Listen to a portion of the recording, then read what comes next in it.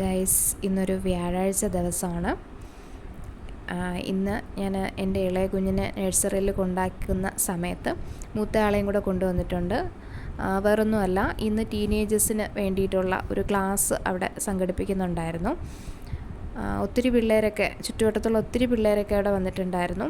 ടീനേജേഴ്സിന് base ചെയ്തിട്ട് മാത്രമല്ല, ലഹരി വിരുദ്ധമായിട്ടുള്ള കാര്യങ്ങൾ കുഞ്ഞുങ്ങളെ പറഞ്ഞ് ബോധ്യപ്പെടുത്താൻ വേണ്ടിയിട്ടുള്ള ഒരു ക്ലാസ് കൂടിയായിരുന്നു അത്. ആ ക്ലാസ്സിൽ ഒത്തിരി അറിവുകൾ അമ്മമാർക്കും കൂടെ മനസ്സിലാക്കാൻ വേണ്ടിയിട്ടുള്ള കാര്യങ്ങൾ അവർ പറയുന്നുണ്ടായിരുന്നു. പക്ഷേ പാരൻസിൻ്റെ ആ ഒരു സ്ഥാനത്ത് അവിടെ ഞാൻ മാത്രമേ ഉണ്ടായിരുന്നുള്ളൂ, വേറെ കുഞ്ഞുങ്ങളുടെ അമ്മയൊന്നും ഉണ്ടായിരുന്നില്ല. നേരത്തെ ഉണ്ടായിരുന്നതിലും കൂടുതൽ അറിവുകൾ അവർ പറഞ്ഞ കാര്യങ്ങളിൽ നിന്നും മനസ്സിലാക്കാൻ സാധിച്ചു. എൻ്റെ ഇളയ കുഞ്ഞ് നഴ്സറിക്കകത്ത് കയറാണ്ട് അതിൻ്റെ ഇടയിൽ കൂടെ കളിച്ചുകൊണ്ട് നടക്കുകയാണ്. വേറെയുള്ള കുഞ്ഞുങ്ങളെല്ലാം നഴ്സറിക്കകത്ത് തന്നെ ഇരിക്കുന്നു. ഇയാൾ കുറച്ച് വികൃതി ആയതുകൊണ്ടാണ് ടീച്ചർ പറയണത് കേൾക്കാതെ തന്നെ അതിൻ്റെ ഇടയിൽ കൂടെ കളിച്ചുകൊണ്ട് നടക്കുന്നത്. പിന്നെ കുഞ്ഞുങ്ങളുടെ അഭിപ്രായങ്ങളും ടീച്ചേഴ്സ് ചോദിക്കുന്നുണ്ട് ക്ലാസ്സിനെ പറ്റിയുള്ള.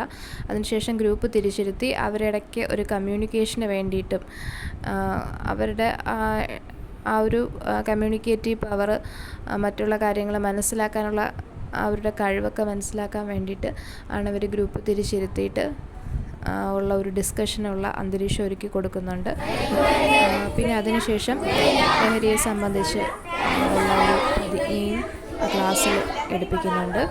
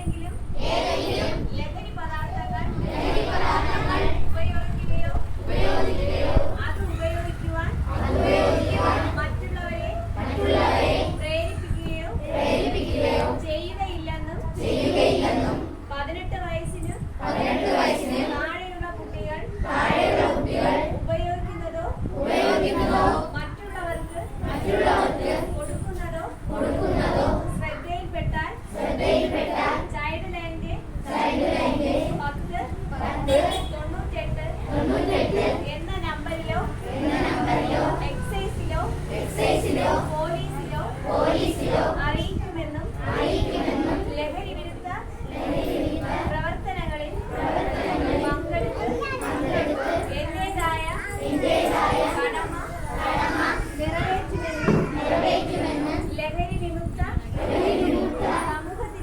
സമൂഹത്തിനായി പ്രയത്നിക്കുമെന്നും ഞാൻ പ്രതിജ്ഞ ചെയ്യുന്നു.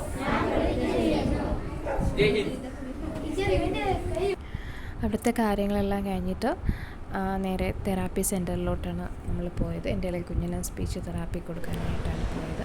അവിടെ വേനൽക്കാലത്ത് ഈ ഒരു 2 മാസത്തെ അവധി പ്രമാണിച്ച് ഈ കുഞ്ഞുങ്ങൾക്ക് തെറാപ്പി കൊടുക്കാൻ കൊണ്ടുവരുന്ന പാരൻസിന് വേണ്ടിയിട്ട് ഉള്ള കുറച്ച് ഇതേപോലെയുള്ള തയ്യൽ, എംബ്രോയ്ഡറി, യോഗ ക്ലാസ്സുകൾ അവിടെ സ്റ്റാർട്ട് ചെയ്തിട്ടുണ്ടായിരുന്നു.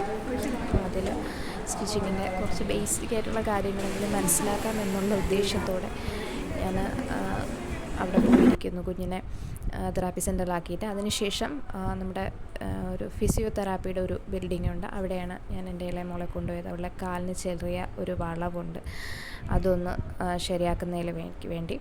അപ്പോൾ ഇത്രയേ ഉള്ളൂ ഇന്നത്തെ വിശേഷം. Okay, by.